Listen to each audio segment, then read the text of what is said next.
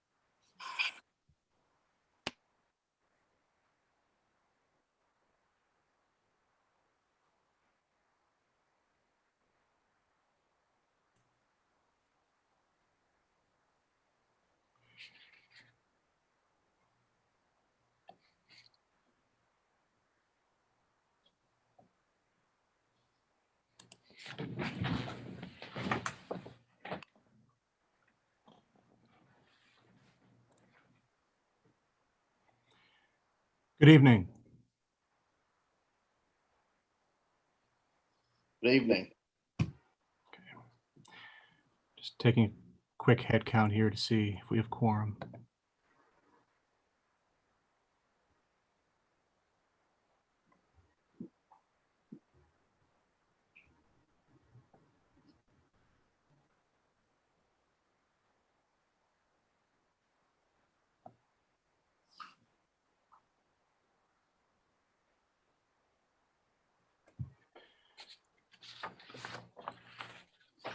Appears that we do, but there may be a couple more joining us.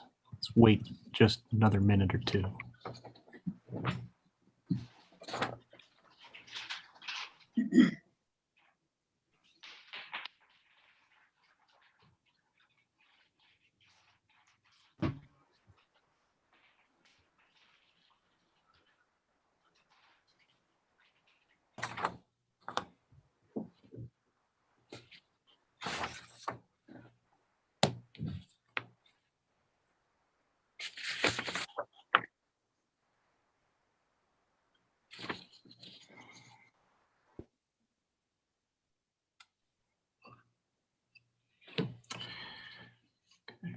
Mrs. Thomas, if you're ready, I'll start the meeting. Ready. Good. Good evening. I'd like to call the February 1, 2021 meeting of the University Heights City Council to order. Mrs. Thomas, will you please call the roll? Mrs. Blankfeld. Here. Mrs. Berry. Here. Mrs. Pardee. Here. Mrs. Weiss. Here. Mr. Ertl. Mr. Rock. Here. Mr. Gould. Here. Okay, very good. Is there a motion to excuse Mr. Ertl? So moved, Mayor. Very good. We have a motion by Mrs. Pardee. Is there a second? Second. Okay, we have a second by Mrs. Berry. Mrs. Thomas, will you please call the roll? Mrs. Blankfeld. Aye. Mrs. Berry, Aye. Mrs. Pardee, Aye. Mrs. Weiss, Aye. Mr. Rock, Aye. Mr. Gould. Aye. Okay, very good. Mr. Erdl is excused. Next item is the Pledge of Allegiance. Will all those who are able please rise for the pledge? I pledge allegiance to the flag of the United States of America and to the republic for which it stands, one nation, under God, indivisible, with liberty and justice for all.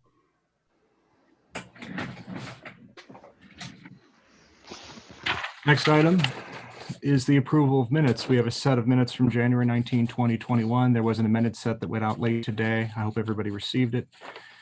Are there any additional changes or is there a motion? Also move, Mayor. Very good. We have a motion by Mrs. Blankfeld to accept the amended minutes. Is there a second? I'll second, Mayor. Second by Mrs. Pardee. This again would be the minutes of January 19, 2021. Any discussion? Seeing none, Mrs. Thomas, will you call the roll? Mrs. Blankfeld, Aye. Mrs. Berry, Aye. Mrs. Pardee, Aye. Mrs. Weiss, Aye. Mr. Rock, Aye. Mr. Gould. Aye. Okay, very good. The minutes are approved. Next item on the agenda is the comments from the audience. Speakers are limited to 5 minutes. Total time allowed is 15 minutes per meeting unless otherwise permitted by Council Ordinance number 91-25. Is there anyone here this evening who would care to address the city? I would care to.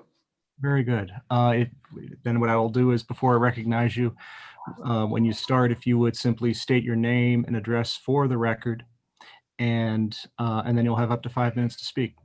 Sure. You have the floor, sir. Okay. My name is Scott Runovich, and I live at 2344 Loyola Road. And what I'd like to ask the council would be if anybody has any reaction to the the Cleveland.com article that shows that University Heights has the highest property taxes in the state now for a city. You know, there's some small areas that are not actual cities that have a higher property tax rate, but I just wanted to see if anybody within the city council has any reactions or would like to opine on that. Okay, very good.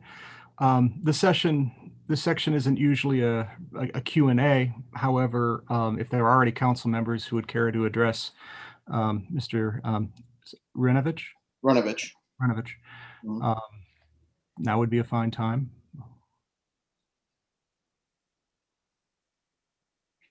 Barring that, I would say that,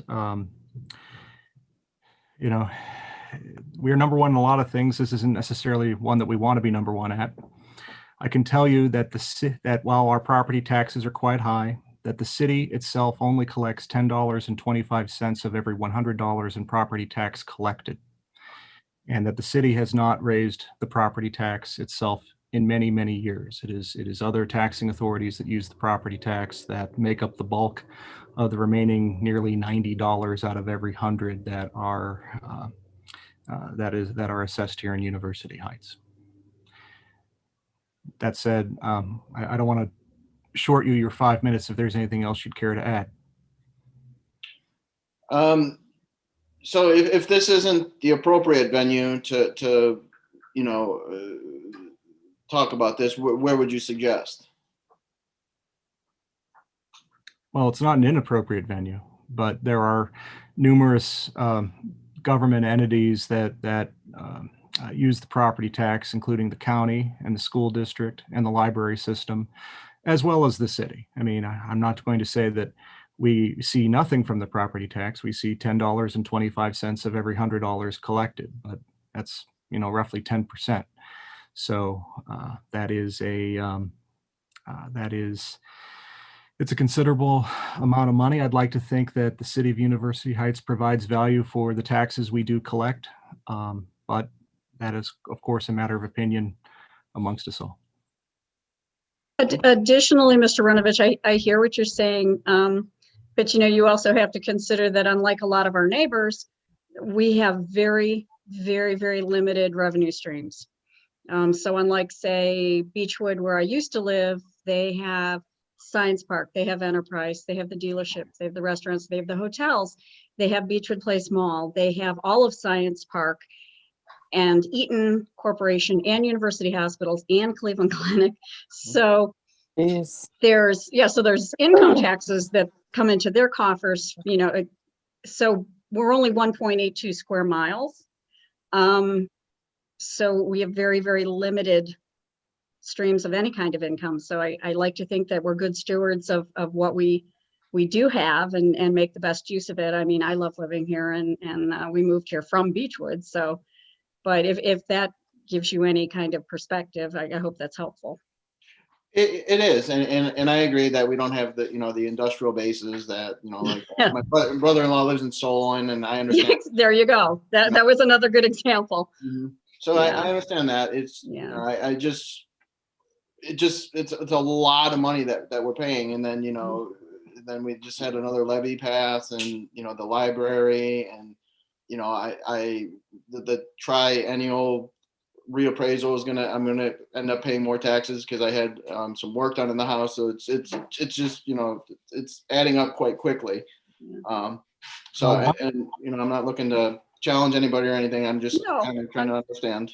Understandable. Yeah. No, I appreciate you being here tonight. Sure. Well, sure, absolutely.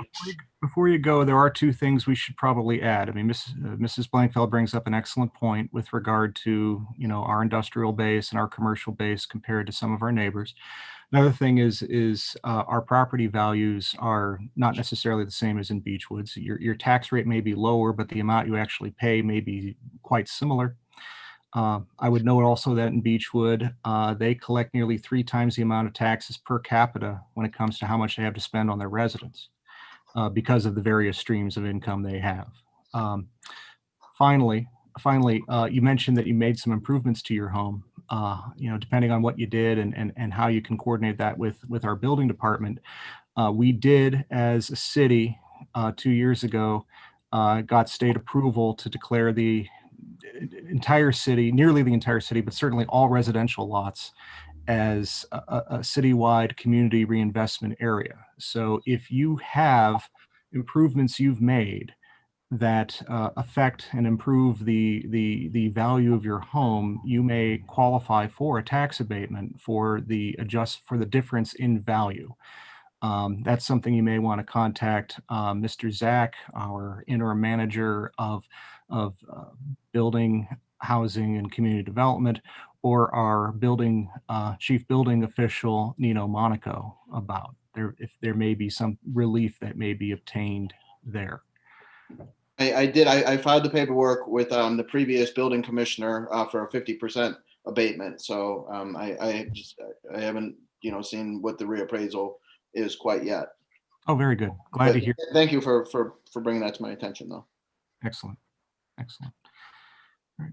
Is there anything you'd care to add as long as you're here, sir? No. Thank you very much, everyone, for taking the time to answer my questions. I appreciate it, and stay safe, everyone. You too. Thank you. Okay. Is there anybody else who'd care to address the city this evening? Okay. Seeing none, we will then move on to reports and communications from the mayor and the taking of action. As of today, February 1st, 2021, there have been 899,079 cases of COVID-19 reported in Ohio. Total deaths in Ohio are 11,230. Phase 1B vaccinations began in Ohio 2 weeks ago. Today, vaccinations opened to Ohioans age 70 and older. 1 week from today, Monday, February 8th, this will expand to age 65 and older. Teachers and staff at K through 12 schools, including public, private, and career tech schools, all around the state began vaccinations today in preparation of the planned March 1 return to school. Due to the scarcity of vaccine, this is being rolled out over the next 4 weeks, the vaccinations. And so next week, Monday, February 8th, will be when vaccinations first come available for teachers and staff at CHUH, JZU, Hebrew Academy, St. Ignatius, Laurel School, University School, Beaumont, Hathaway, Brown Hawk, and so on.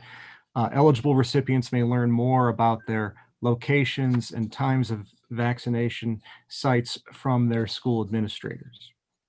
Otherwise, everyone is again encouraged to visit vaccines.coronavirus.ohio.gov to search for providers vaccinating in the current phase by county and by zip code. If you have older relatives who are not tech savvy, we encourage you once again to help your relatives navigate that site. We have been and will continue to update our residents through the city's coronavirus email updates and through the At Your Service newsletter. The sooner we all get vaccinated, the sooner we can all begin restoring ordinary activities. I am pleased to announce that the administration has provided City Council with its proposed budget for 2021. Looking back at where we were at the beginning of 2020, the cuts we made mid-year out of an abundance of caution, and considering all revenue sources over the course of last year, the city is in a position where it may begin restoring items, programs, maintenance, improvements, and capital purchases that we postponed in 2020. We will have a Finance Committee meeting on Wednesday to go over that in greater detail. We will also have a Recreation Committee meeting on Monday, February 8th to explore the contours and contingencies of summer recreation, including discussing the alternatives for how we may safely. I'm still accepting applications for the Board of Zoning Appeals for a 2-year seat to commence this month. Statements of interest in supporting materials, e.g. a resume or curriculum vitae, may be emailed to info@universityheights.com. I will accept and receive. EA has quasi-judicial proceedings. One does not have to be a lawyer to serve on the BZA. A well-qualified applicant will have an interest in thoughtful land use, real estate development, knowledge of zoning, and an interest to learn, as well as have an open mind and an eye towards the future, especially as the city prepares to undertake a comprehensive update to its zoning code. Looking outside of the city at matters of regional interest, I continue to represent the Heights region on the NOACA Board of Directors. There are 6 standing committees, and this year I will be chairing the Audit and Finance Committee. Kristen Holzheimer-Gale is chair. Responsibilities include, not surprisingly, coordinating and overseeing the annual budget and audit of the organization. Over the course of last year, I worked with Chair Holzheimer-Gale on fiscal year 2021-2024 Transportation Improvement Program, financing of NOACA's Net Cool Zero project, funding reallocation for Towpath Trail Phase 4 project, regional transportation investment policy review and revisions, and TLCI projects, including the Downtown Cleveland Transportation Connection and the Regional Lakefront Connection Study. I will also be returning to the Standing Planning and Programming Committee. And new this year, I've been appointed as an alternate to the Bicycle and Pedestrian Advisory Council. As a mayor of a walkable city, I'm proud that one of the first things I did as mayor was sit down with our city engineer, Joe Chuney, and modify the Warrensville Center Road Transportation for Livable. Mayor, you're breaking up and are frozen.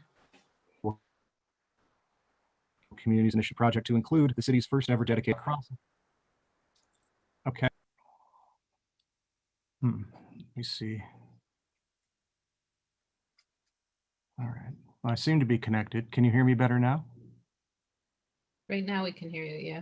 Okay. Okay. All right. We're doing some work here at City Hall. Not so much on the internet, but we're working on the boiler, and they've been banging around downstairs. So I don't know if that's they're still here actually, but we should have heat by tomorrow. There's luckily a heater here in my office, so I'm able to be here doing this. But for everyone else, we should have heat again tomorrow. Were you able to hear me just now? Okay. Okay, It good. does seem to work fine as long as you go slowly. Okay. All right. All right. I will try not to outrace the internet. Thanks. So I was talking about the Bicycle and Pedestrian Advisory Council, and the bike lanes we added. Doing more to make the city and indeed the whole region bicycle friendly is critical to attracting and keeping young, active residents who build our communities and make them vibrant. University Heights is second only to Lakewood when it comes to population density. And among all cities in Cuyahoga County and communities in Cuyahoga County, we are number one. We have the highest percentage of residents age 18 to 34 among all 59 communities in the county. Now, as an alternate, I will be backing up Joyce Braverman, who is the director of Shaker Heights Planning Department, who has served on this committee for several years, including a term as chair of the committee, or council rather, 2 years ago. I am looking forward to working with Ms. Braverman and all members of the advisory council in a 5-county region to make recommendations to improve our region for bicyclists and pedestrians. I'd like to remind everyone that I will be giving the 2021 State of the City address on Thursday, February 18th at 7 p.m. Due to the pandemic, we will not be holding it at John Carroll University, but we will be holding it online. And finally, I'd like to take a moment to remember University Heights City Councilman Leonard Davis. Councilman Davis served our city from 1976 to 1991, when he retired from council in anticipation of moving. Mr. Davis died last week at age 88 of COVID-19. His obituary was in the Plain Dealer and is available online. And after reading it, I can tell you he sounded like quite the character. And I regret that I never knew him, that he moved away before I moved to University Heights.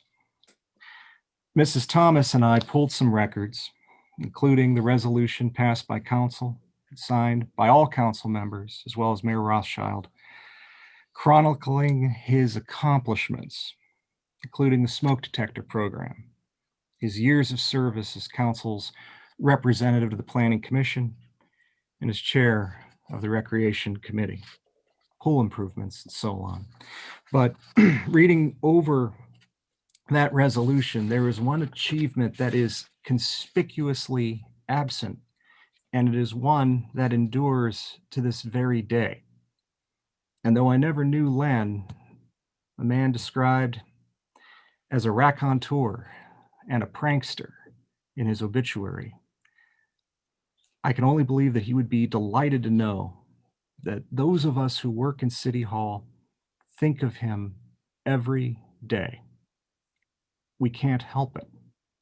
There is a golden plaque on the second floor of City Hall, just outside of council chambers, that states, "This is the room that Councilman Leonard Davis built." And that room is the second floor restroom at City Hall. Apparently, Councilman Davis led the charge to build that restroom for the convenience and relief of all of us to this very day, so that we don't have to go downstairs. So here's to you, Len. Thank you. This concludes my report.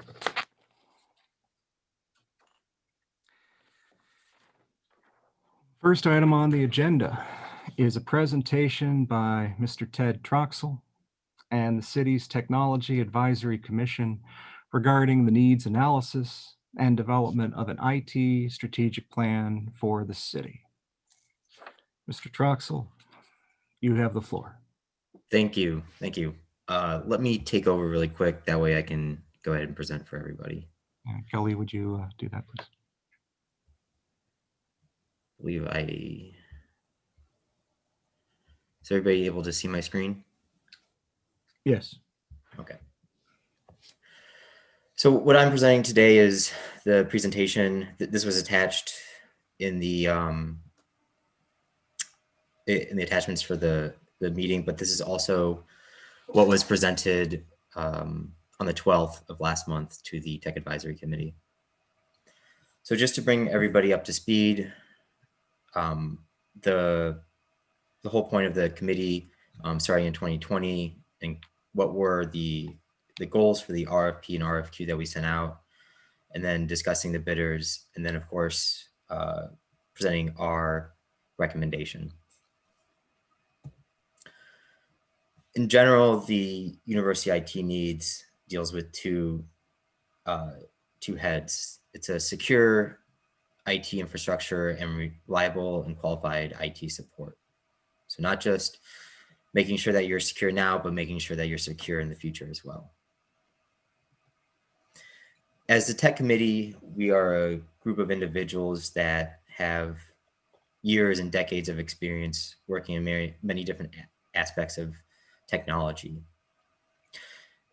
It's up to us to help advise the city on technical acquisitions, reviewing different vendors, and leveraging our expertise to help the city make the most informed and best decisions possible. The first objective for the committee was to come in and help the city with their IT needs.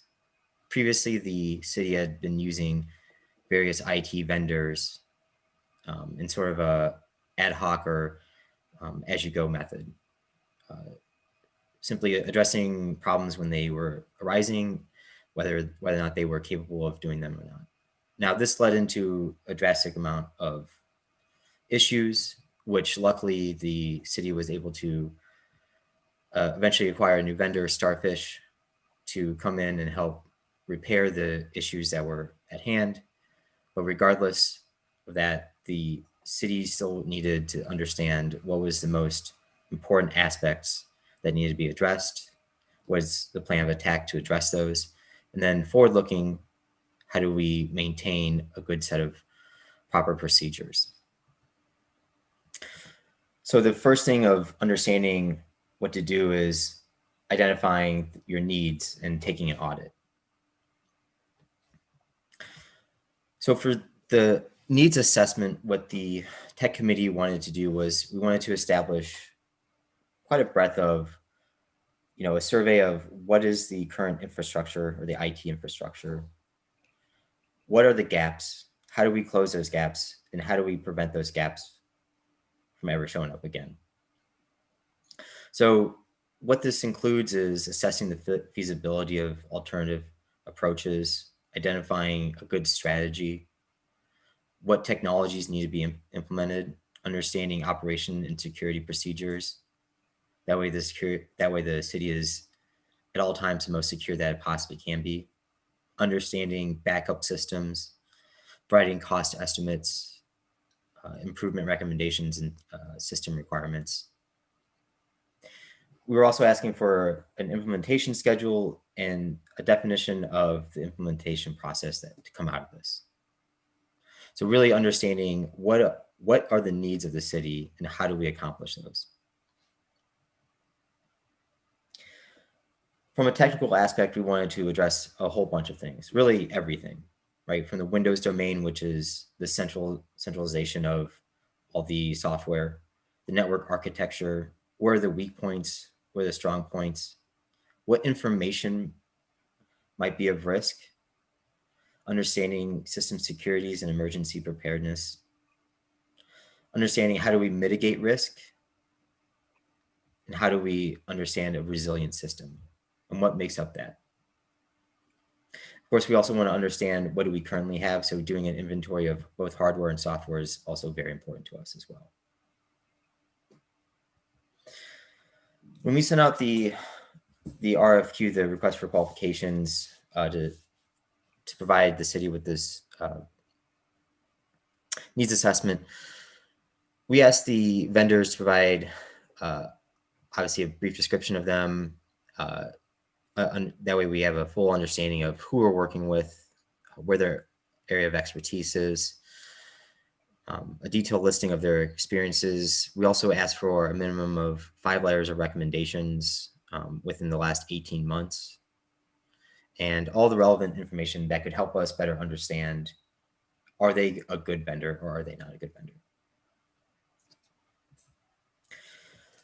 So when we sent out this RFQ, we received 4 solicitations from different vendors.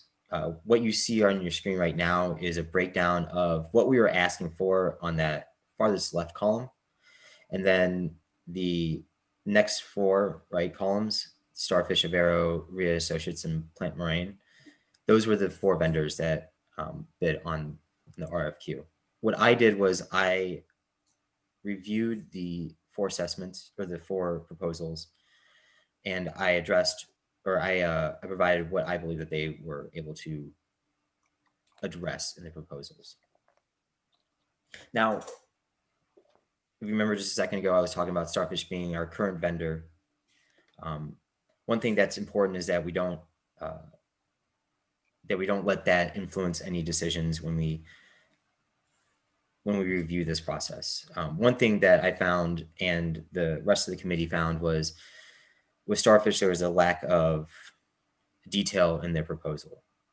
Now, Avero and Plant Moraine also provided quite a bit of detail along with Ria and Associates, but one thing that was missing with all 3 of those was something that we believe is important, and that is understanding what is the needs assessment with and without the police department, because there are certain and specific needs of the police department, and understanding what does it take to house the police department under one umbrella of IT infrastructure or maintaining 2 separate entities. But what is incredibly important to not just the committee, but also I believe the city as well, is understanding the operations and procedures. It's important to understand what risks there are and how do we mitigate those risks from an operational perspective. Now, we had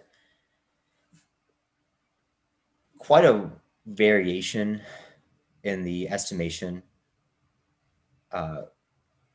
It was difficult to normalize those into one standard time. Starfish went from 12 hours. Ria Associates also did hours with 71 hours, but Avero and Plant Moraine provided over 48 days and 85 days. So from the beginning, from February to the end of May, Plant Moraine would have been working with the city over just understanding what needs are needed to be. Obviously, these affected the costs associated with them.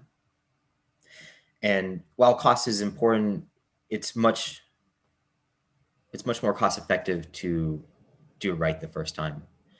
And so following this breakdown, this matrix breakdown, what I did was I provided a SWOT analysis of each individual vendor to help us understand what are the qualities. Now, SWOT analysis is not typically conducted with an RFP or RFQ, but I believe it helps us better understand the pros and cons of each vendor. Now, the strengths of Avero were that they had broken down their proposal into multiple phases. They had previously worked with law enforcement. They also had a breadth of experience. It's good to have a lot of experience, but it's even better to have a lot of variation in your experience. It shows a lot of broad knowledge. Now, a big weakness with that is a 2-month lead time. So even if we were to secure them today, it would not be until May would they be able to even start. April. They had high costs and they were very broad in their language. Something that the committee valued was the specifics and the detail that were able to be provided by different vendors. And painting broad strokes, we were worried that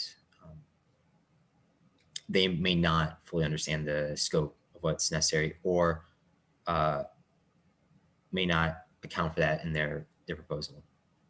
An opportunity with them is, again, that they're very knowledgeable, and that comes from the diverse experience, but a threat to leveraging this proposal is, again, using almost $50,000 to do a needs assessment, just to understand what we need to do, let alone take action with that. Next, we have Starfish, our current vendor. A big strength of theirs was that they were explicit in understanding that the police department, doing the needs assessment with and without the police department. They're obviously already working with us. They have more knowledge of us than obviously any other vendor because of that. Obviously, they were quite a bit under when it came to the rest of the bids as well.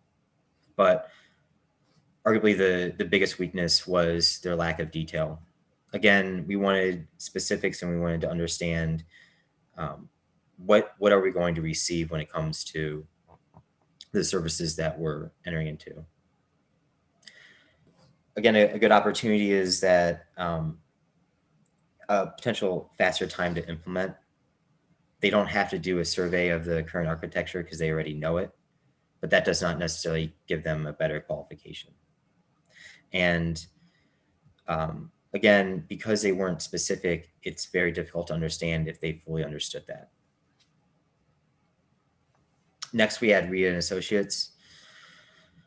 They were incredibly transparent with their proposal. They have strong security backgrounds. In fact, I believe that they had recently acquired a security company as well. By a weakness of their proposal, if there was one, was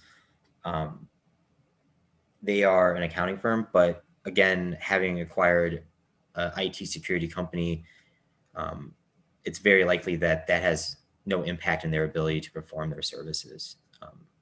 Oftentimes, it's very common to do assessments and audits from an IT infrastructure perspective from accounting firms. Again, a huge opportunity with them is they have a really strong security background. It was something that they promoted quite a bit. And obviously, that's the biggest issue with us is, are we going to be secure, not just now, but in the future? The potential threat is, are there any gaps between the security and anything else that we might need? Last, we have Plant Moran. They established concise deliverables. Again, lots of experience, very broad across the United States. Unfortunately, again, they were coming in at a long lead time, high costs.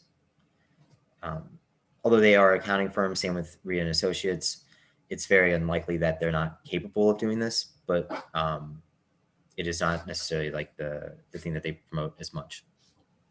Again, very knowledgeable, but with $40,000 going towards needing to determine what we have to do, that seems as if it might be excessive. And so with that, when we met on the 12th, the committee unanimously decided to recommend that Rita and Associates be the vendor selected. Thank you. Hey, thank you, Mr. Troxel. Does anybody have any questions for Mr. Troxel? Or before I do that, are there any other members of the committee present who wanted to add anything?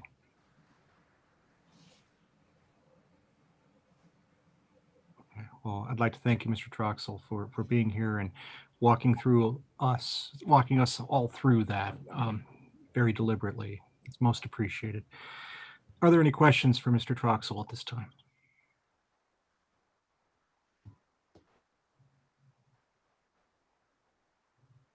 Okay. Well then, very good. But if you would, however, stick around, there may be some discussion at this point. Any discussion at this time on this item? I just wanted to publicly thank Ted and the whole committee. They did such a fabulous job. Their expertise shown. we couldn't have asked for a better team. An extraordinarily large amount of effort too. Many hours, I'm sure, went into it on everybody's part, especially Mr. Troxel. So echoing what Mrs. Weiss said, I mean, we couldn't have asked for better. Thank you. Thank you. Thank you. Thank you. Thank you, Mrs. Michael. And thank you again, Mr. Troxel. Any other questions or comments? Mayor, I would just echo those sentiments. I know one of the things that you had run on in your candidacy was the more transparency and greater participation by our citizens. And I think if there was an opportunity for us to see that, is watching the citizens, advisory committee in terms of technology, really headed by Mr. Troxel, do its work. They were expert. The meetings I was able to attend, I may have only understood about 75% of what was said because they got technical at times, but really watching that work and Councilwoman Pardee work with that committee was really wonderful to watch. So thank you for everyone, whether they're here or not, who participated in that process. It's exactly the type of thing that I, as a council person, feel safer voting on, expending money on, knowing that the experts that we've called together have made an opinion on it. So thank you to all. Okay. Thank you. Thank you, Mr. Gould. Any other questions or comments?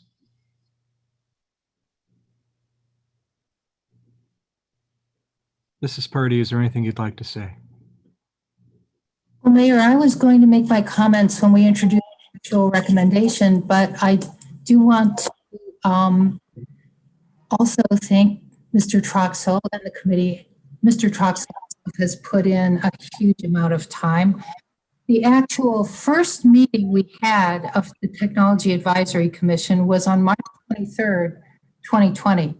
So we're going back almost a year, a solid year of work to come to this point. And the committee went from a group of experts in a variety of fields, from the director of the library to the IT specialist at John Carroll, to grapple with what was going on in the city, what we needed, when they determined that what we really needed was a two-step process to audit what we have in place and to make a recommendation through another company, and that's what the RFQ is for a strategic direction, so that the city has a comprehensive plan for IT and is not caught off guard in the past. As Mr. Troxel pointed out, what we learned from the mayor was that we were reacting. Yeah. We were consistently reacting, and often it was an emergency situation because a server crashed or something broke. So the work of this committee of experts is going to save us from that situation in the future. And I am very happy when we get to the legislation to support the recommendation of the committee. So thank you. Thank you, Mrs. Pardee. As the councilwoman has pointed out, there is another agenda item. So before I move on to that, I want to make sure that we've exhausted everything that we want to cover here on item A before we move on to item B. Is there anybody else who'd care to be recognized at this point? All right. Well, thank you, Mr. Troxel, and thank you to all members of the city's Technology Advisory Commission for all the work and all the time that you've put in. And I know your work's not done yet, but this is a significant juncture we're at. So don't go anywhere just yet, because of course we want to get to the next item. I believe we're actually going to hear this on first reading and not on emergency, though it's listed as on emergency. So when I read it, I will say on first reading. So letter B, ordinance 2021-01, authorizing the mayor to enter into a letter agreement with Rea and Associates for the performance of an information technology needs assessment and strategic plan, and declare, and this is on first reading. Mrs. Pardee, you have the floor.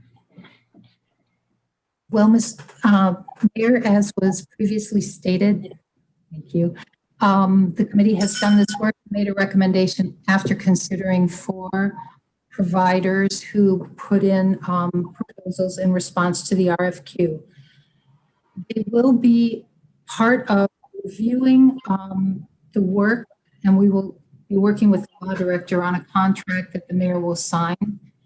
But in terms of reviewing how the work moves forward and the results, in order to take the next step where they will be crafting an RFP, this time an RFP, not RFP, based on the results of this process, and then working on identifying a service provider for the city. There's one thing I wanted to say about the actual ordinance. This is a commission. The name here is the Technology Advisory Committee in the ordinance, but this is a commission of the city. It's in the codified ordinances as a commission.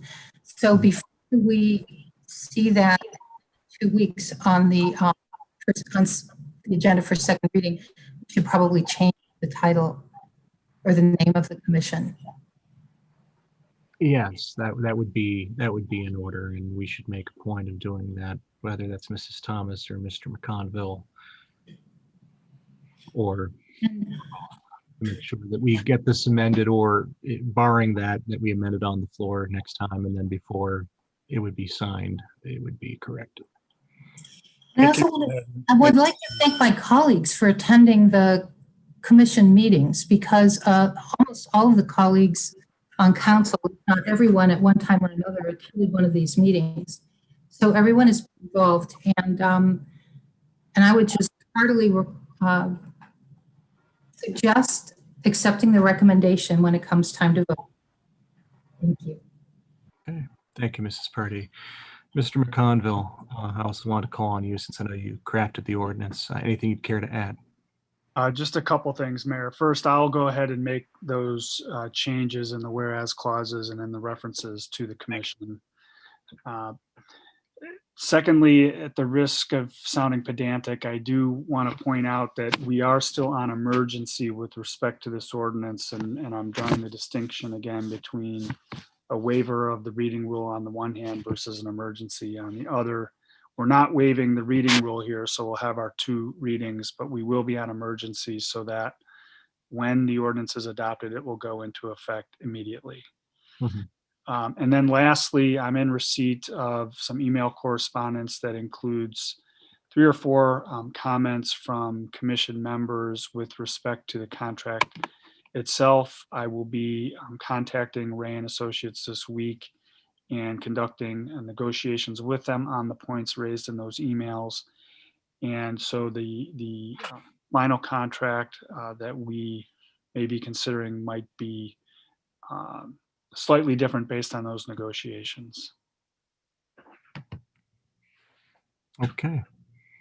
Thank you to the law director for doing that work with the third party. My pleasure. Yes. Very good. Thank you. So as the law director pointed out, then this is on first reading and on emergency. And then at the next meeting, it will be considered on second reading and on emergency, so that once it is passed and then signed, it will go into effect immediately, not wait the requisite 30 days. And the city will then be in a position, I'll then be in a position to execute the contract on behalf of the city. Okay. Is there anything else anybody care to add at this juncture before we move on to the next agenda item? All right. Well, if there's nothing further, I'd like to thank Mr. Troxel one more time. Thank you for your time. My apologies to Brandy for the time we kept you away from her, all the work you put in, and you're welcome to stay for the rest of the meeting, but we understand if you have other things you want to go do. So Thank you. thank you. Next item on the agenda is item C, ordinance 2021-03, creating a facility capital improvement fund. This is on second reading. Mr. Kennedy, you have the floor. You're muted, Dennis.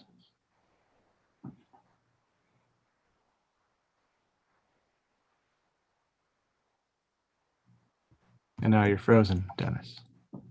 At least on my screen. Oh, there you Can you go. hear me now? Yes, yes. Okay. I'll make this quick before it goes out again. This is the item that was discussed both at the strategic planning meeting and the finance committee meeting over the last 2 weeks.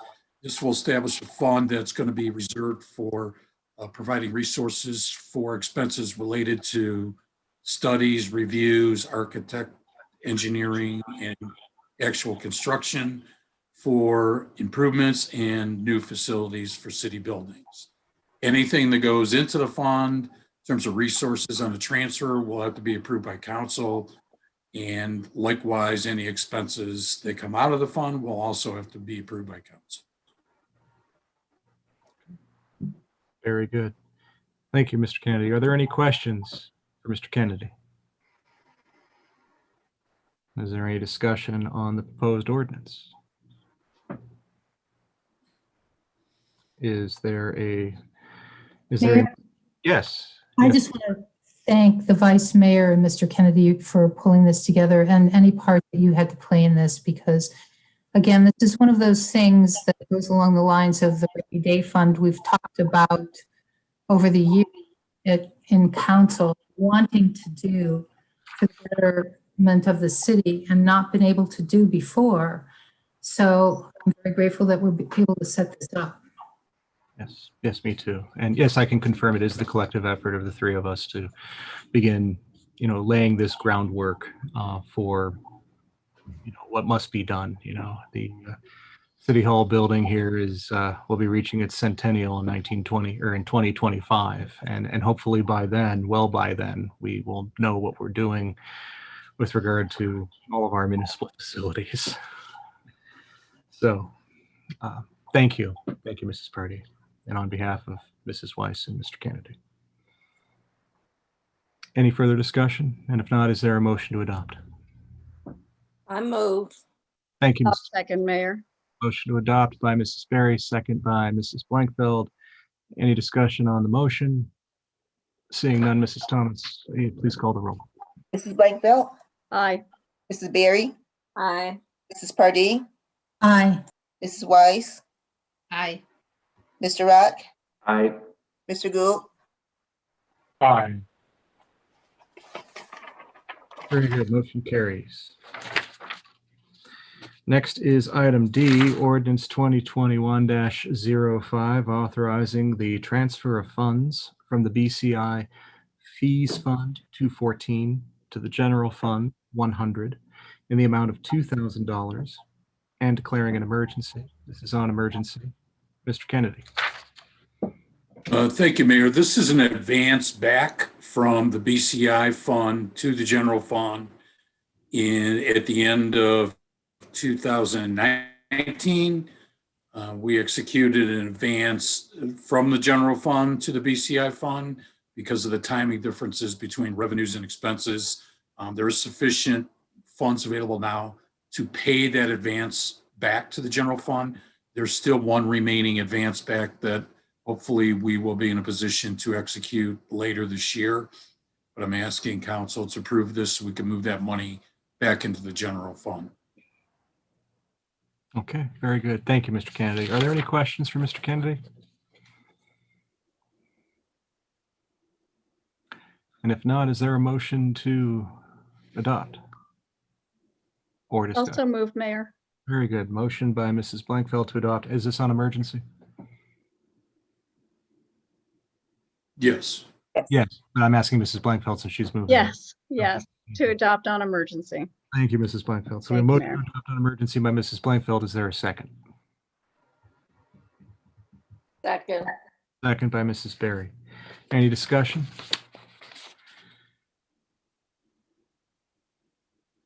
Seeing none, there will be two votes. First is on suspension of the rules. Mrs. Thomas, we call the roll.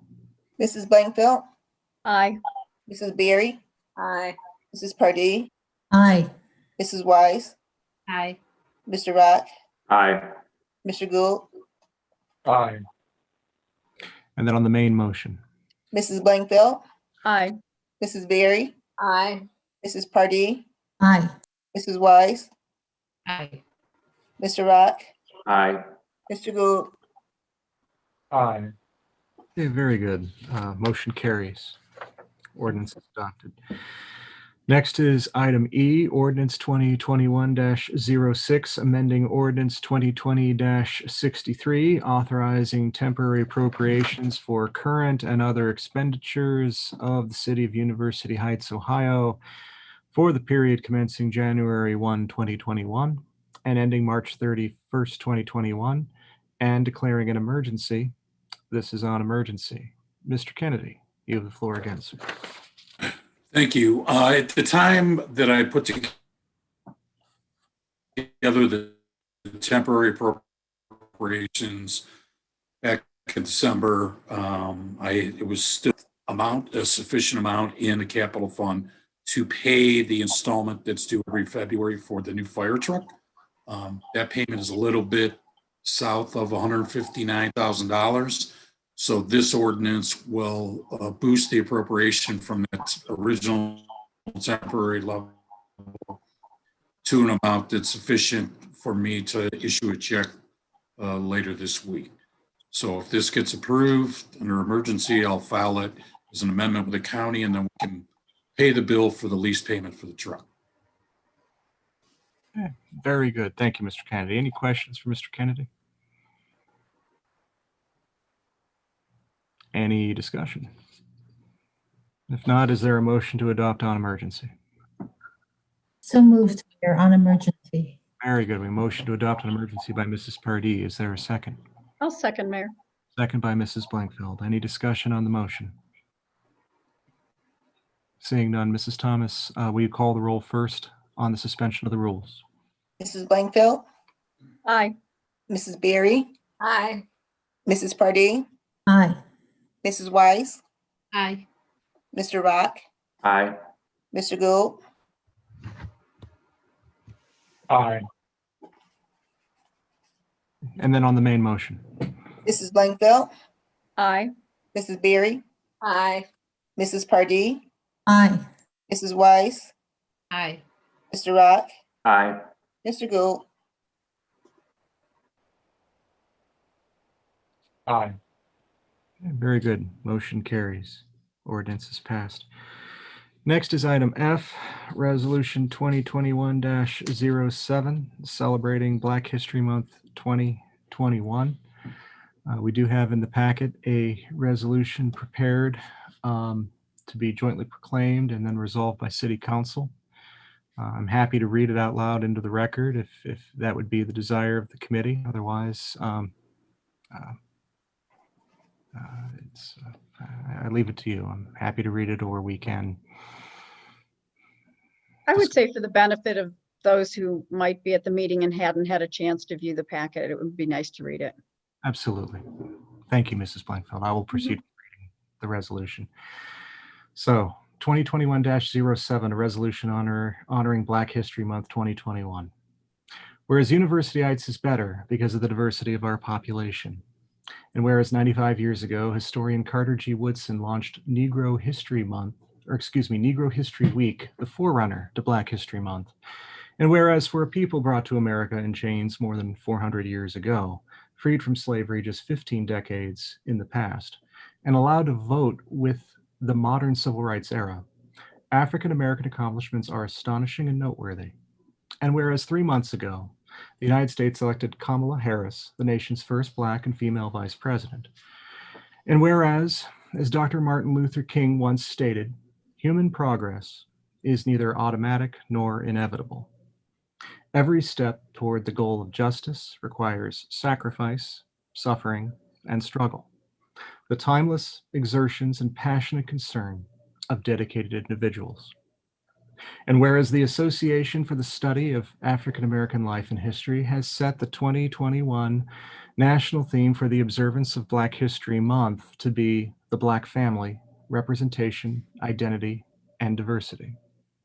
And whereas Black history is American history, And during Black History Month, we pay tribute to the contributions and accomplishments of past generations as we reaffirm our commitment to keeping the American dream alive for generations to come, in pursuit of the righteous cause of a nation that is more just, to address the inequities and injustices that remain and continue, and celebrate the birthright promises of freedom, that all people are created equal, that they are endowed by their Creator with certain unalienable rights, and that among these are life, liberty, and the pursuit of happiness. Now, therefore, be it jointly proclaimed by the mayor and resolved by the City Council of the City of University Heights that, Section 1, we call upon all residents of University Heights to observe the month of February 2021 with appropriate programs, ceremonies, and activities as can be allowed during the ongoing pandemic, in celebration and recognition of Black History Month. Section 2, we reaffirm our commitment to justice and against illegal discrimination in the City of University Heights, Ohio. In Section 3, it is hereby found and determined that all formal actions of this council concerning and relating to the passage of this resolution were adopted in an open meeting of this council, and that all deliberations of this council and of any of its committees that resulted in such formal action were in meetings open to the public, in compliance of all legal requirements. And Section 4, this resolution shall take effect at the earliest time allowed by law. And that would be our resolution.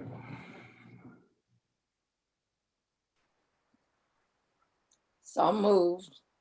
Motion to adopt by Mrs. Berry. Is there a second? I'll second. Oh, we've got Mr. Rock. Okay, we'll go with Mr. Rock then. A second by Mr. Rock. Before we take the vote, just as a matter of housekeeping, in the past when we've done these resolutions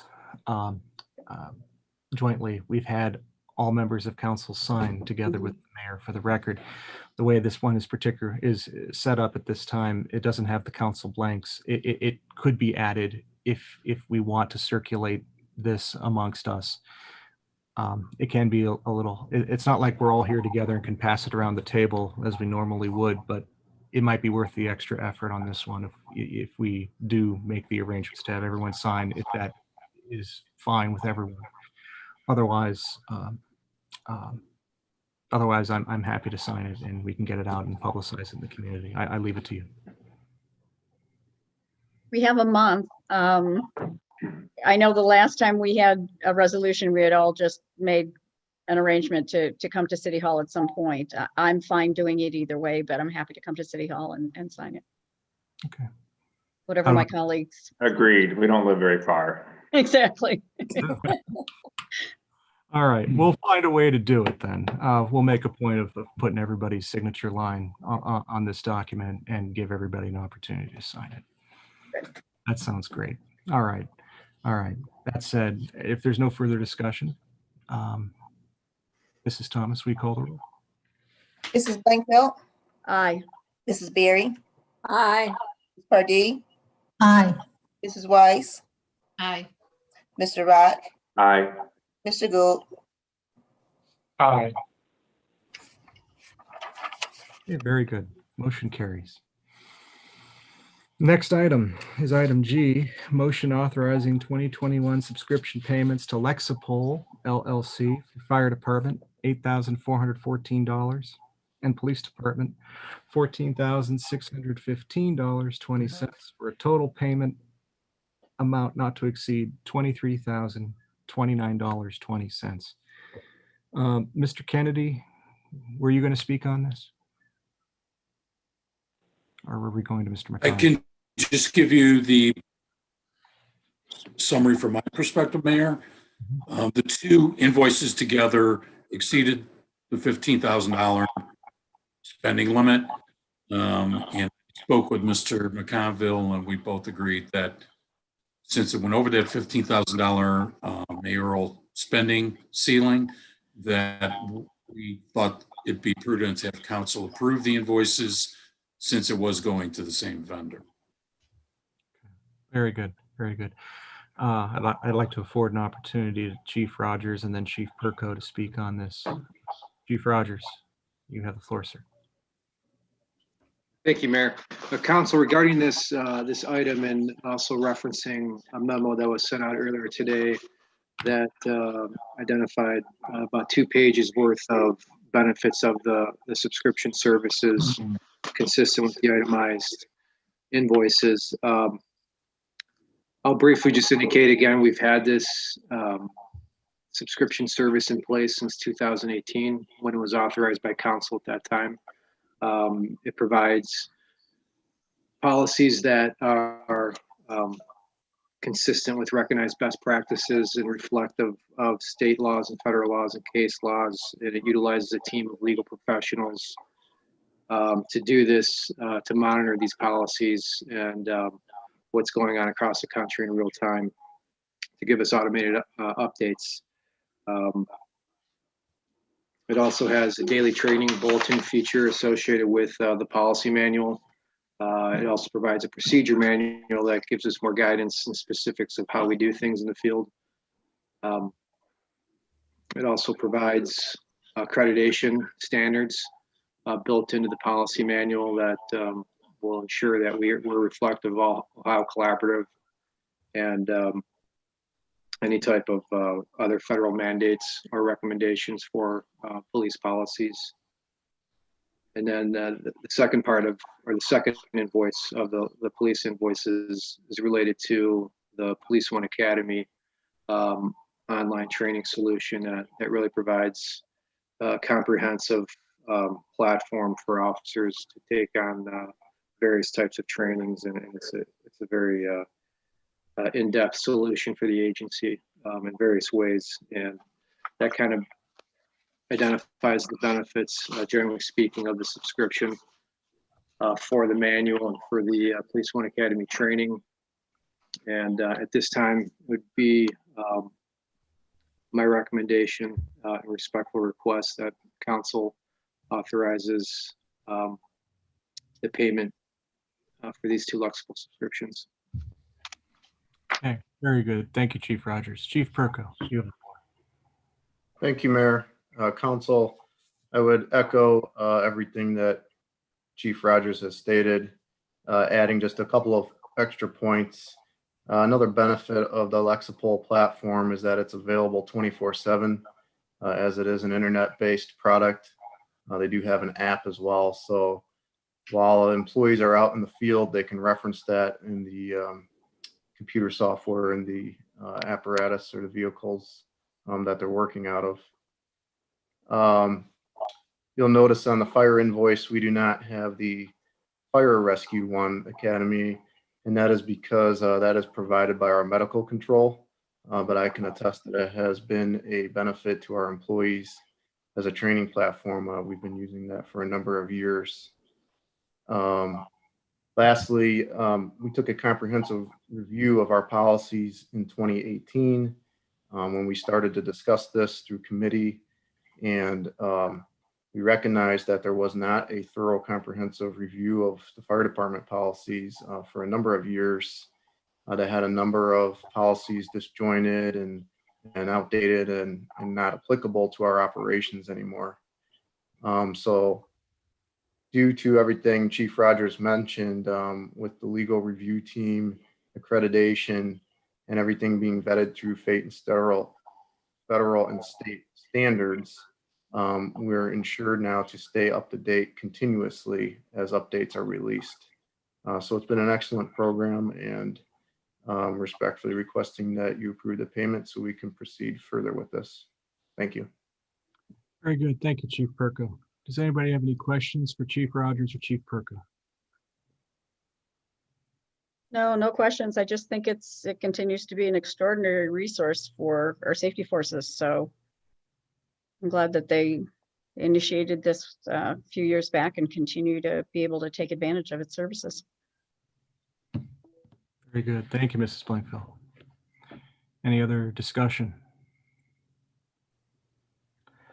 If not, is there a motion to authorize the 2021 subscription payments to Lexipol LLC for fire department in the amount of $8,414 and police department in the amount of $14,615.20 for a total payment not to exceed $23,029.20? So moved. Motion by Mrs. Berry. Is there a second? I'll second, Mayor. Second by Mrs. Blankfeld. Any discussion on the motion? Seeing none, Mrs. Thomas, please take the roll. Mrs. Blankfeld, Aye. Mrs. Berry, Aye. Mrs. Pardee, Aye. Mrs. Weiss, Aye. Mr. Mr. Rock, Aye. Mr. Gould. Aye. Very good. Motion carries. It appears item H has been removed from the agenda. So unless there's any comment or explanation needed on the record for that, Mr. McConville, is there anything we need? There was an amended agenda circulated that struck item H. Do we need to notate anything there beyond that? I'm sorry, when was that circulated?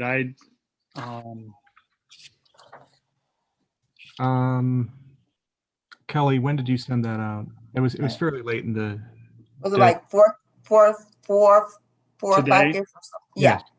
Then I would suggest, that there be a motion to table or to remove it from the agenda. Okay. At least hypothetically speaking, there could be a member of the public here who's waiting to hear on that agenda item. Yeah, I think it was included because I don't think we formally, many of us attended the committee meeting and there was probably a consensus that was reached with regard to what we were doing, but I don't think an actual motion was had. So perhaps. Luke, Yes, Mr. Gould. does a motion to refer to committee that's in the past acted as its removal from the agenda? That would certainly be fine. So there was already a motion last time to refer to committee, and the clerk nor council can point to any official action placing it back on the agenda. No member of council and mayor, correct me if I'm wrong, the mayor didn't request it to be back on. I think it was on the agenda by accident after previous official action, to wit, its referral to council by a vote of this council was had at last meeting. Okay, I understand. Thank you for that context. I think it's sufficient to have had this conversation for purposes of the minutes, and we can proceed to the next agenda item. Very good. Then we will do exactly that. Next is item I, motion to hold an executive session immediately following this regular meeting for the purpose of discussing personnel, legal, and/or real estate matters. There are two real estate matters that I would seek an executive session on, one having to do with University Square and one having to do with municipal facilities. Will anyone make a motion for an executive session for those two purposes? So moved, Mayor. Thank you, Mr. Gould. We have a motion. Is there a second? I'll second. Second by Mr. Rock. Mrs. Thomas, we call the roll. Mrs. Blankfeld, Aye. Mrs. Berry, Aye. Mrs. Pardee, Aye. Mrs. Weiss, Aye. Mr. Rock, Aye. Mr. Gould. Aye. Okay, very good. We will have an executive session at the conclusion of the regular portion of the meeting. We will now turn to directors' reports. First up is Finance. Mr. Kennedy. Dennis, you have the floor. Thank you, Mayor. Just going to work on getting some follow-up information to the council and several days before the meeting on Wednesday. I'll also get a notification out to the council the next day or so about our current audit, which is 2019, and then the future prospects for audits based on a contract award by the state auditor. They bid that contract out. So I'll get you some details on that, and then we'll also start looking to close the month of January. We were down the first couple of weeks just until we had closed out the year. Dennis, at least for me, you're breaking up a little bit. Could you repeat that last part, please? So we're getting caught up in payments and W-2s. also were sent out prior to month end. So if somebody did not, give me a holler so I can make sure that we get that to you. And 1099s went out to the vendors where it was applicable based on payments made to them in 2020. We also updated the files and the server in our VIP accounting system. So got a busy week this week, but look forward to speaking with everybody on Wednesday. Okay, very good. Thank you, Mr. Kennedy. Any questions at this time for Mr. Kennedy? All right, seeing none, we will then move on to Director of Law, Mr. McConville. Luke, you have the floor. Thank you, Mayor. Council, I wanted to let you know that I did speak with General Counsel for John Carroll, Colleen Trummel, last week about the rental registration ordinance. In general terms, John Carroll is in agreement with our interpretation of the Bowling Green case and appreciative of our efforts to attempt to mitigate the impacts of that case on our rental registration program. She did offer a few written comments that were really in the vein of being consistency related. So I'm going to take a look at those. It's nice to have another set of eyes on the ordinance. So we've revised it multiple times, but I will have the latest draft of the rental registration and hopefully the final draft of the rental registration ordinance out to Mrs. Blankfeld later this week.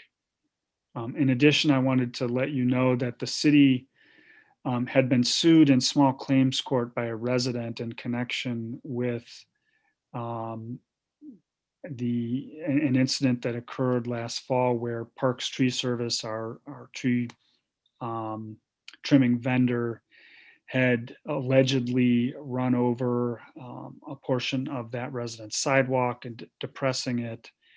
And in connection with that case, we filed a motion to dismiss on the grounds that the city has immunity for the performance of those kinds of services, and we were dismissed out of that action. That concludes my report. Very good. Thank you, Mr. McConville. Are there any questions for Mr. McConville? Seeing none, we will move on to Public Safety, Police, Chief Rogers. Thank you, Mayor, Council. I'll just be reporting on one item tonight. That's regarding the incident that occurred in our city on Saturday night in which an individual was shot, and also pertaining to the public records or media release that I provided to council that night, also to the media outlets, and also shared in our social media platforms as well.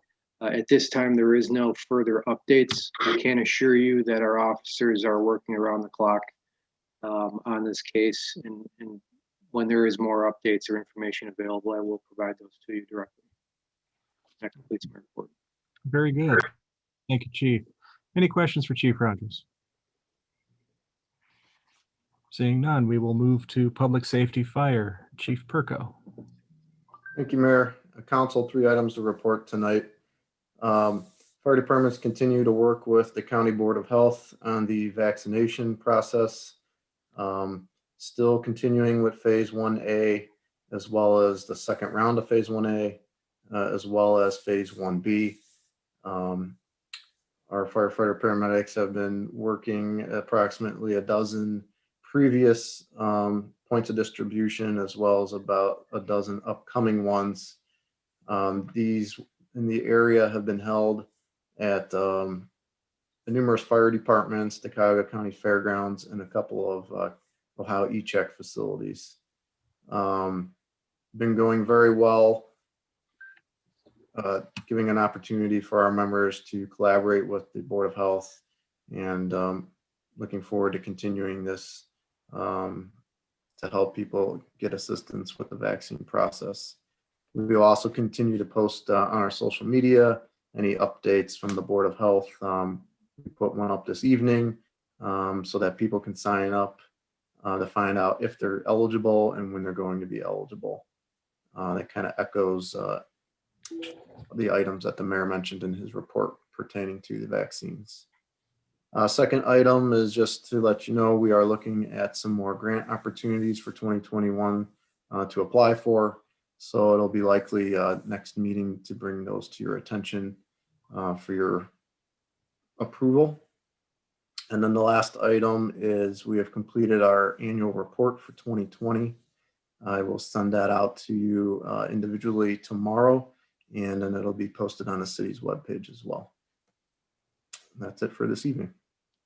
Okay, very good. Thank you, Chief Perko. Any questions for Chief Perko? All right, seeing none, we'll move on to service. Mr. Picorni. Thank you, Mayor. Good evening, Council. Only one item tonight. I just wanted to make Council aware that our 2020-2 contract for tree pruning and removal is ongoing.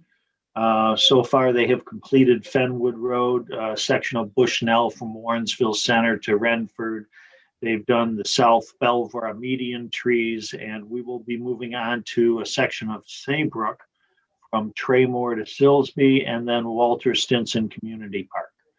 And there are several other streets, so if there are any questions or issues that arise, please let me know. And that's my report. Thank you. Okay, very good. Thank you, Mr. Picorni. Any questions for Mr. Picorni? All right, seeing none, we will move to Building, Housing, and Community Development, our interim manager of same, Brendan Zach. Mr. Zach, you have the floor, sir. Thank you, Mayor. As of right now, for our building side of the department, we have a 1-day turnaround time for typical residential permits, a 5 to 7 day turnaround time for commercial permits, which is both well under the 30-day maximum the state gives us. So with the addition of Mr. Nino Monaco, we are, very quickly getting permits and inspections for our residents. Thank you. Very good. Thank you, Mr. Zach. Any questions for Mr. Zach? Mrs. Yes, Mr. Zach, I was wondering, how is it coming with the citizen serve and folks learning it and getting it slowly but surely implemented? Yeah, so I'm still having the weekly meetings with the representative from Citizen Serve. We are building out the system. I mean, as you know, we've had 2 admins leave the staff. So, we are going to have to rehire those positions, which I'm hoping does not interfere with the schedule we had set at the previous Building and Housing Committee meeting. Okay, thank you. Very good. Thank you, Mr. Zach. All right, that takes us then to the city engineer, Mr. Chuney. No report this evening, Mayor. Very good. Thank you, Mr. Chuney. That takes us then to communications and civic engagement. Mr. Cook had a family matter to attend to. He intended to sign on late into the meeting. We've been so efficient that we have we've gotten to him too soon. But I can tell you that were he here, that he would be reporting on the Mosaic, that the Mosaic magazine will have a Black History Month article in it, and also an article about Councilman Davis. I'm sure he will have even more and better things to say than I did about the good councilman. He also indicated when he realized that how far along we already were in the meeting, that he will email council his report later tonight. So everyone will get it, and we'll make sure Kelly has it for the minutes. So thank you. That finally takes us to economic development. Mrs. Drucker, Susan, you have the floor. Just want to let council know that the RFP for the comprehensive zoning code update was advertised on January 28th and will also be advertised on February 4th. Proposals are due back on the 25th. I do want to thank Kelly Thomas for her assistance in helping me get that, that legal notice out.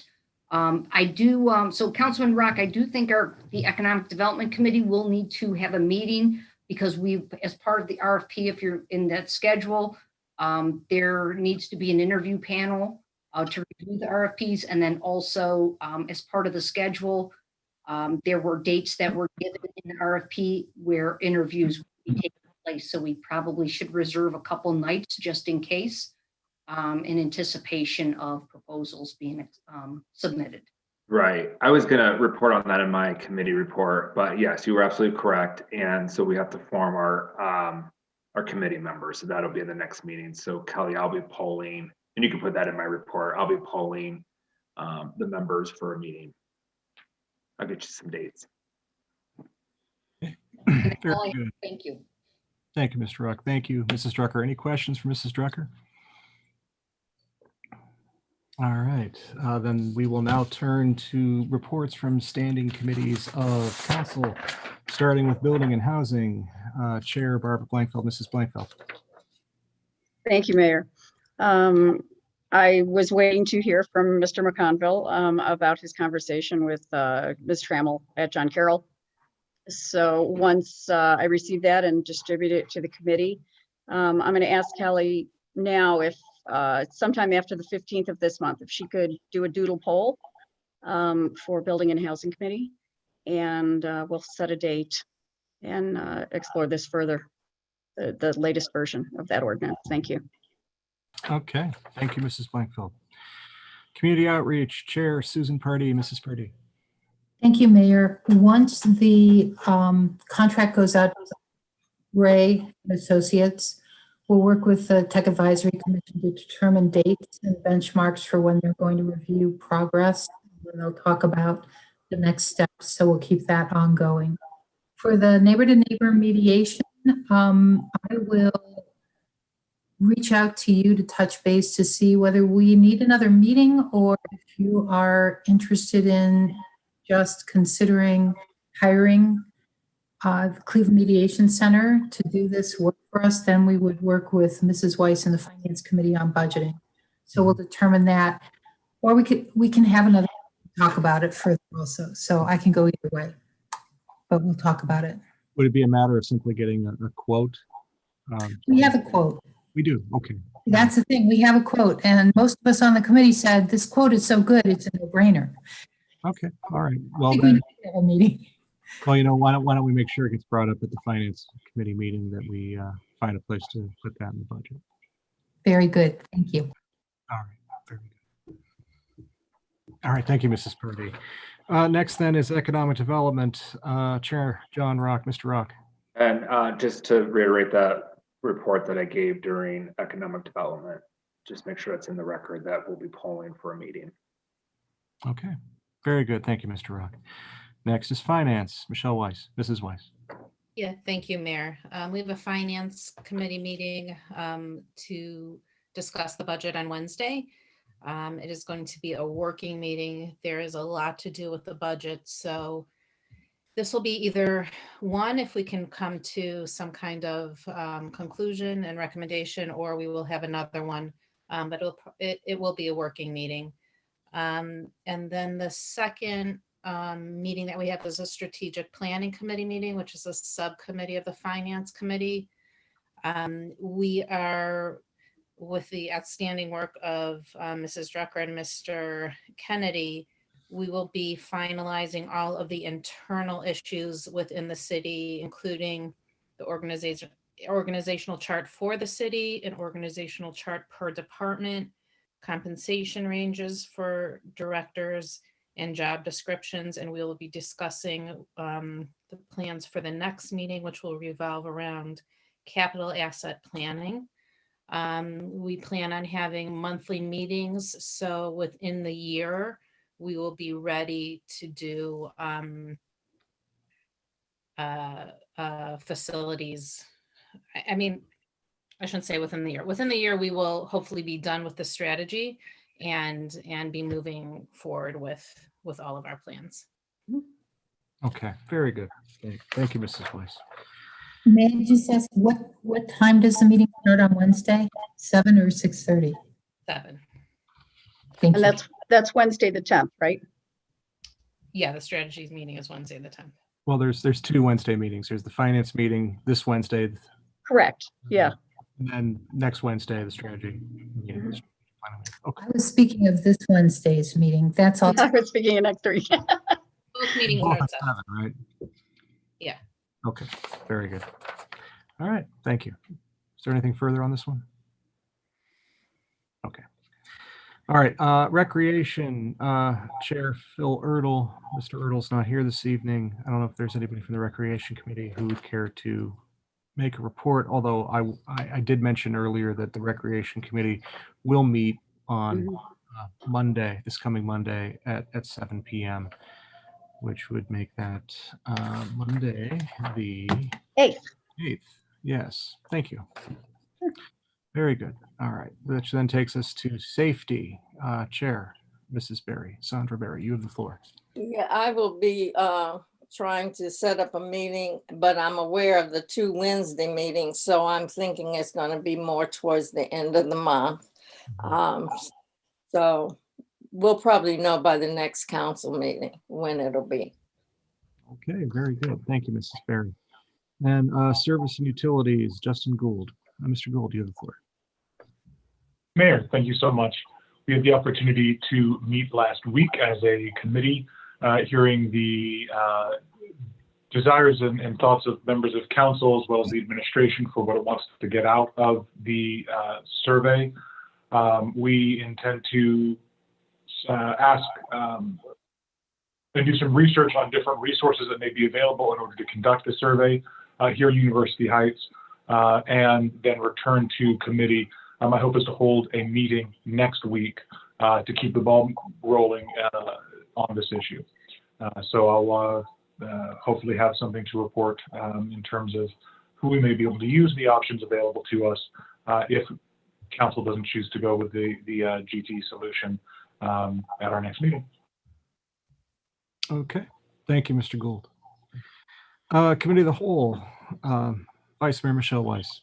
Mrs. Weiss, you have the floor. No report, Mayor. Okay, thank you. That brings us to the conclusion of the regular portion of the agenda. We do have an executive session to enter to discuss 2 real estate matters. There is an outside possibility that we might make a motion regarding one of them.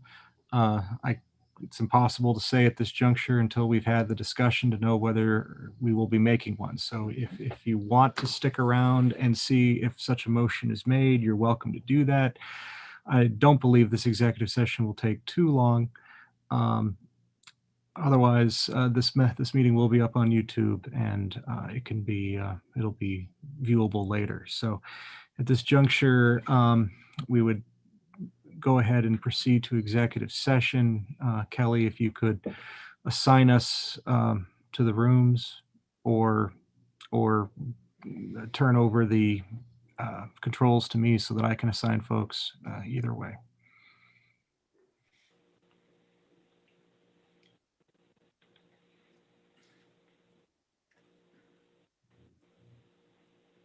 Here we go. I will now create the breakout room.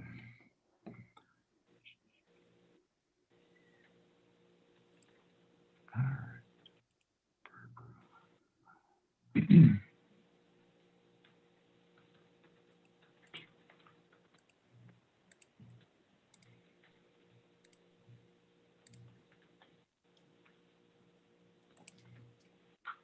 Okay, we've assigned breakout rooms to council members as well as Mrs. Drucker and Mr. McConville. And then I will also join the room.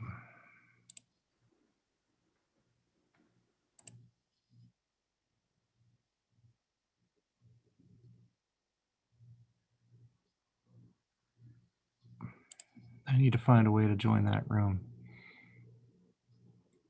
I need to reassign this back to you so that so you can assign me to the room.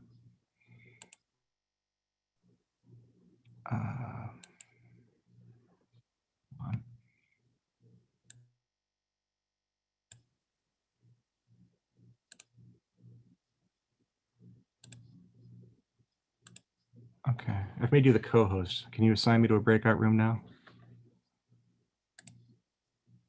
Oh, wait, I can see where I can join the room. I'll do that.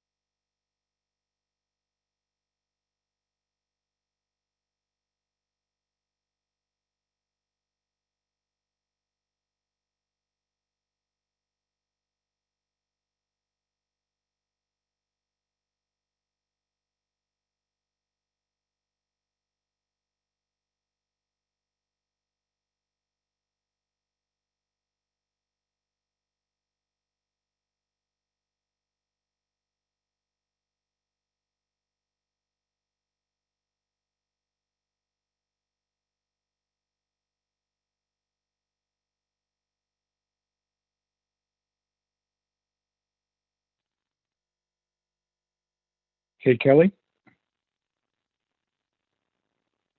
Yep. Hey, are you able to throw me back into the breakout room?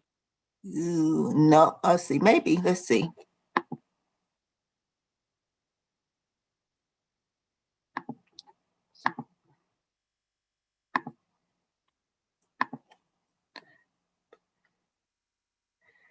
Let me see.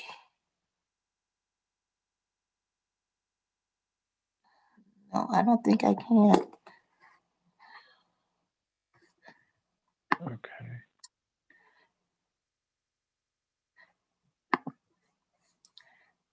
Because it's only showing that I can remove you. Let me see. Rename pin, report, put in a waiting room. I don't want to put you in a waiting room. No. I can text the mayor. Let me text the mayor. Okay, thanks. And then when I go to breakout rooms, wait a minute, wait. No, you're not shown on the list. And you can't change it from where you are? No, I'm on my laptop. I'm on my regular one. Okay. No, let me text the mayor because it's not giving me that option. Okay. Okay, hang on.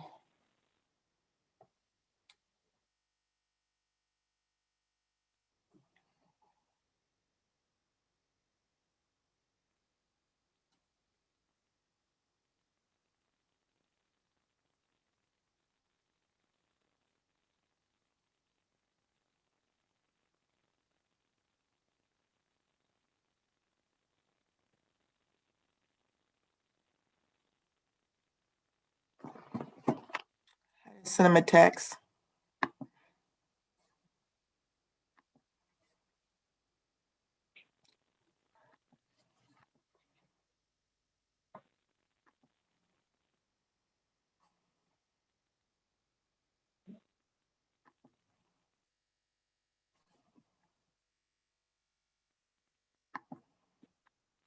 Yeah, all I can do is put you in a waiting room or take you out totally.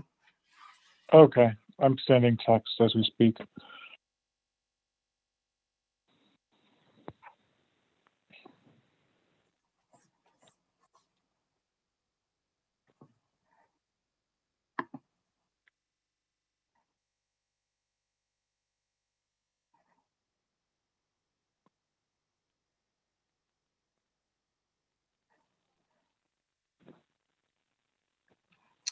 Yeah, I don't want to reclaim host because if I take host back, then the mayor can't move you guys back in. And you can't make me host? Nope. I got limited abilities.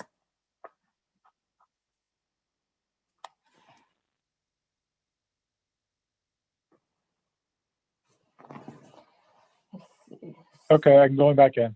Okay.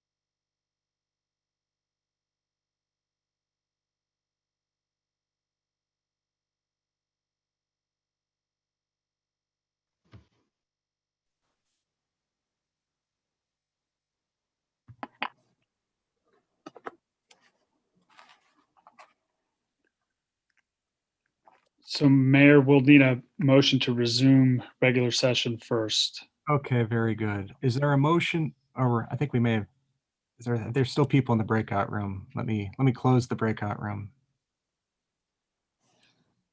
All right. Okay. Is there a motion to resume regular session? So moved, Mayor. Very good. We have a motion by Mr. Rock. Is there a second? Second by Mrs. Pardee. Mrs. Thomas, we call the roll. Mrs. Blankfeld, Aye. Mrs. Berry, Aye. Mrs. Pardee, Aye. Mrs. Weiss,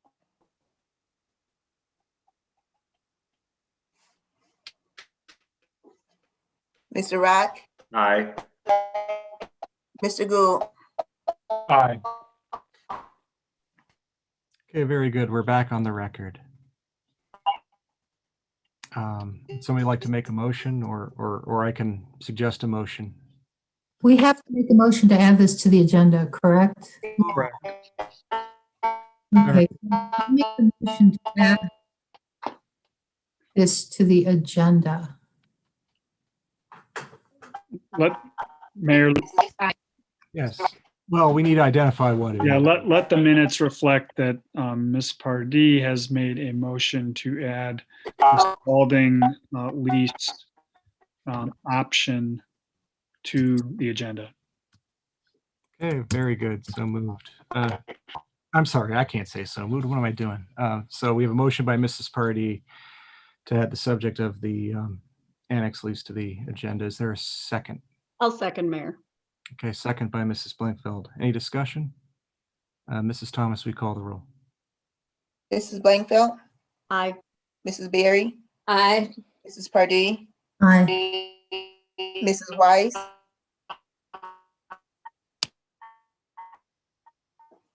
Mr. Rock, Aye. Mr. Gould. Aye. Okay, very good. We have this item now on the agenda. So the next item on the agenda is the subject of the office lease at 2245 Warrensville, and the option contained therein. Is there a motion to authorize the mayor to exercise the option for an additional lease year to commence 1/1/2021 and terminate on May 31, 2022 for the terms of the lease? So moved, Mayor. Very good. Motion by Mr. Gould. Is there a second? Second, Mayor. Okay, second by Mrs. Pardee. Any discussion on this issue? Seeing none, Mrs. Thomas, we call the roll.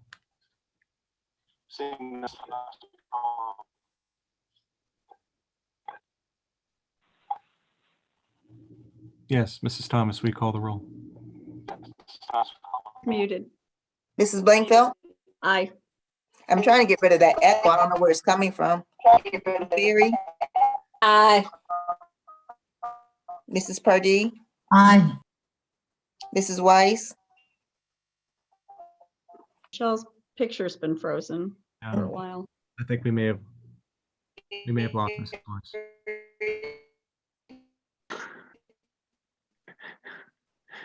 Mr. Rock, Aye. Mr. Gould, Aye. Very good. Motion carries. Is there a motion to adjourn? Aye. I think I heard Mrs. Weiss. So moved, Mayor. Blink, Michelle, blink. She can't blink. She's frozen. Okay. So we do have a motion to adjourn by Mr. Gould. Is there a second? Second. Second by Mrs. Berry. Mrs. Thomas, we call the roll. Mrs. Blankfeld, Aye. Mrs. Berry, Aye. Mrs. Pardee, Mr. Rock, Aye. Mr. Gould. So moved. Aye. Okay, very good. We will see you back at the next regular meeting of February 15. We are adjourned. Thank you. Have a good Bye, night. Night all. Stay safe. Appreciate it.